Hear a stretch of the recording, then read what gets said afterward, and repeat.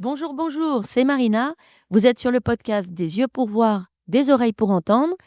Alors c'est un podcast dans lequel j'utilise l'artistique, le prophétique, les études bibliques pour aller ensemble naviguer dans le cœur de Dieu et y découvrir ce qu'il a à nous montrer et ce qu'il a à nous dire.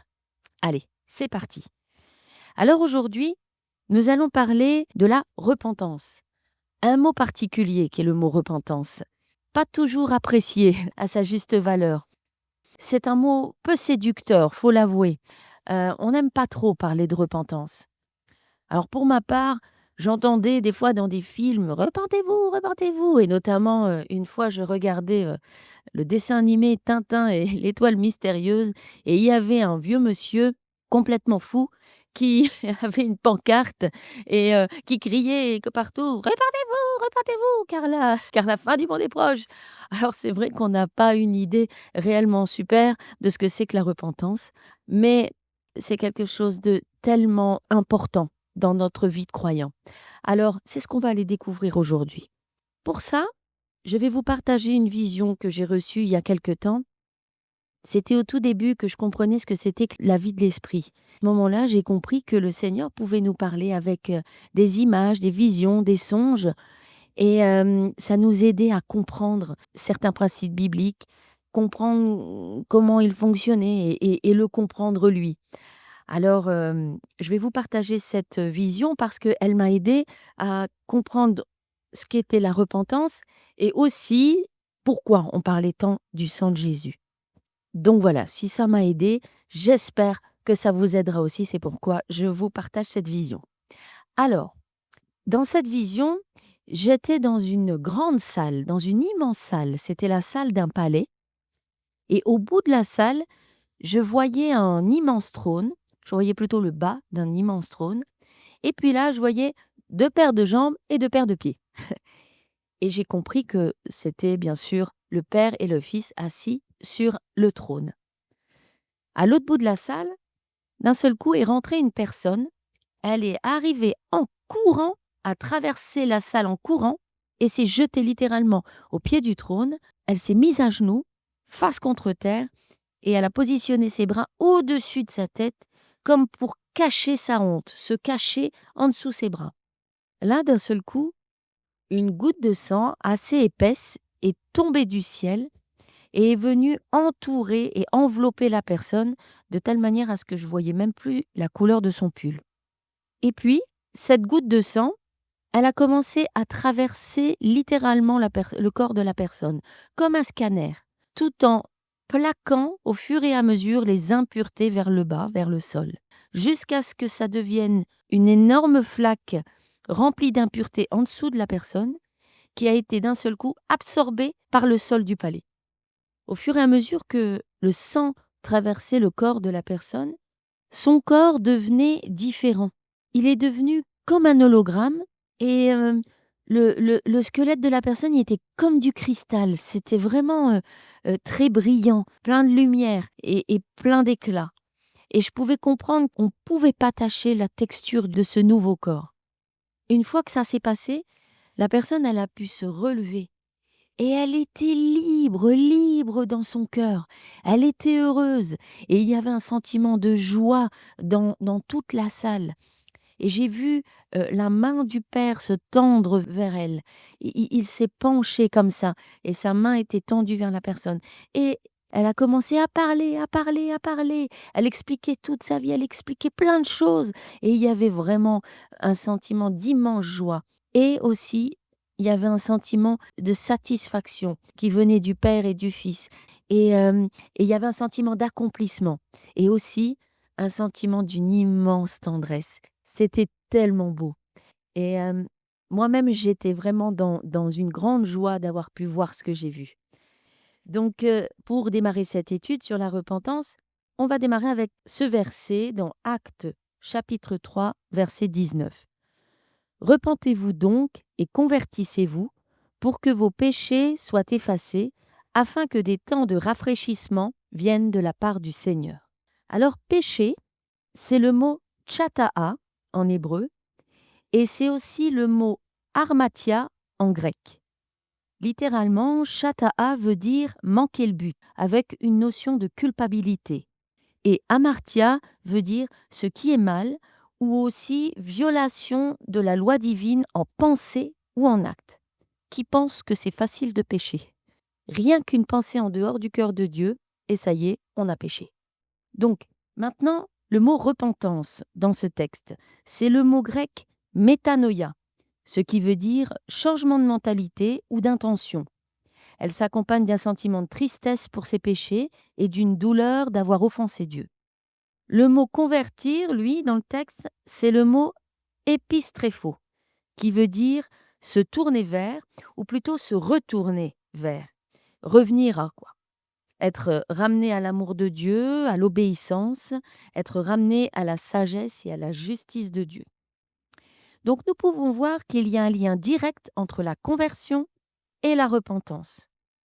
Quand nous nous approchons de Jésus, que nous croyons qu'il est le Fils de Dieu et qu'il est venu sur terre vivre, mourir et ressusciter pour le salut de mon âme, pour que j'aie la vie éternelle, cette foi-là, eh bien, en quelque sorte, elle va ouvrir la porte de notre cœur au Saint-Esprit qui va nous convaincre de péché. Nous allons ouvrir nos yeux à notre condition d'homme, de femme, entachée par le péché, avec des envies et des pensées qui sont vraiment complètement à côté du cœur de Dieu. Alors ça va créer en nous une honte, mélangée d'une grande tristesse d'avoir si longtemps heurté le cœur de Dieu et heurté le cœur de celui qui nous a aimés le premier jusqu'à donner sa vie pour nous. Dans Jérémie au chapitre 31, verset 19, nous lisons « Fais-moi revenir, et je reviendrai, car tu es l'Éternel mon Dieu. Après m'être détourné, j'éprouve du repentir. Et après avoir reconnu mes fautes, je frappe ma cuisse. Je suis honteux et confus, car je porte l'opprobre de ma jeunesse. » Parce que nous ne voulons plus offenser Dieu, nous allons vouloir de tout notre être, non seulement plus recommencer, mais aussi lui demander pardon. Et il y a une pensée qui va devenir presque obsessionnelle en nous, c'est « Pardonne-moi Seigneur, s'il te plaît, pardonne-moi ». À partir de ce moment-là, il y a un tournant là qui s'opère maintenant dans notre être. Et nous voulons marcher dans la pureté, dans l'obéissance à Dieu, pour être alignés à lui. C'est le métanoïa, la conversion. On fait demi-tour pour revenir dans les voies de justice de Christ. Et ce qui est merveilleux avec le Seigneur, c'est que si nous confessons nos péchés, il est fidèle et juste pour les pardonner et pour nous purifier de toute iniquité. Ça, c'est dans 1 Jean au chapitre 1 et au verset 9. Grâce au sacrifice de Jésus à la croix, son corps flagellé, son sang qui a coulé, le simple fait d'avoir foi en cela et de demander pardon d'un cœur sincère nous propulse dans une alliance qu'il a lui-même fixée et établie à cause de sa fidélité, de son amour et de sa miséricorde. Michée dira au chapitre 7 « Quel Dieu est semblable à toi? Qui pardonne l'iniquité? Qui oublie les péchés du reste de son héritage? Il ne garde pas sa colère à toujours, car il prend plaisir à la miséricorde. Il aura encore compassion de nous. Il mettra sous ses pieds nos iniquités. Tu jetteras au fond de la mer tous leurs péchés. » Et oui, quel que soit le péché que tu as commis, grand ou petit, tuer quelqu'un, voler un sneakers dans un magasin ou avoir pensé à te venger d'un collègue de travail, avec Dieu, il n'y a pas de grand ou de petit péché, mais il y a le péché. Et ce péché, il peut le pardonner. Tourne-toi vers Dieu, repens-toi et reçois sa grâce. Bien entendu, le bon sens veut que nous n'abusions pas de ce principe. Et ça, c'est une autre histoire. Pour nous aujourd'hui, restons sur la beauté et la puissance de la repentance qui nous amène à goûter la grâce de Dieu. Car c'est par sa grâce que nous sommes sauvés, par le moyen de la foi, et cela ne vient pas de nous, c'est le don de Dieu. Ce n'est pas par les œuvres afin que personne ne se glorifie. Lettre aux Éphésiens, chapitre 2, verset 8. Ce qui est beau et que l'on retrouve dans ma vision, c'est que non seulement nous sommes sauvés, mais nous retrouvons aussi une relation personnelle avec notre Dieu. Et ça, c'est top. Avoir une relation privée avec le Seigneur des Seigneurs. Mais il y a encore autre chose qui découle de cette repentance. C'est que nous devenons citoyens du ciel. Et ça donne certains avantages. Alors on va lire pour ça Philippiens chapitre 3, versets 20 et 21. « Mais notre cité à nous est dans les cieux, d'où nous attendons aussi comme sauveur le Seigneur Jésus-Christ, qui transformera le corps de notre humiliation en le rendant semblable au corps de sa gloire par le pouvoir qu'il a d'assujettir toutes choses. Waouh! La magnifique espérance d'un corps glorifié. Rappelez-vous dans la vision, après que le sang il ait littéralement traversé la personne, le corps est devenu comme un hologramme avec un squelette de cristal. Il brillait, il était éclatant. Et oui, nous avons cette magnifique assurance d'un corps glorieux le jour où on rentrera dans sa maison. Et ça, c'est acté dès notre conversion. Mais pour cela, la case repentance est obligatoire, voire même essentielle. C'était le message de Jean-Baptiste, et il est toujours d'actualité aujourd'hui. La repentance est une case à ne pas négliger et même à prendre au sérieux. Autant c'est vrai qu'il n'est pas agréable de se rendre compte qu'on est des pécheurs et puis qu'on offense le cœur de Dieu. C'est pas vraiment un moment super sympa, je dirais. Mais autant ce moment-là, qu'est-ce qui peut nous libérer?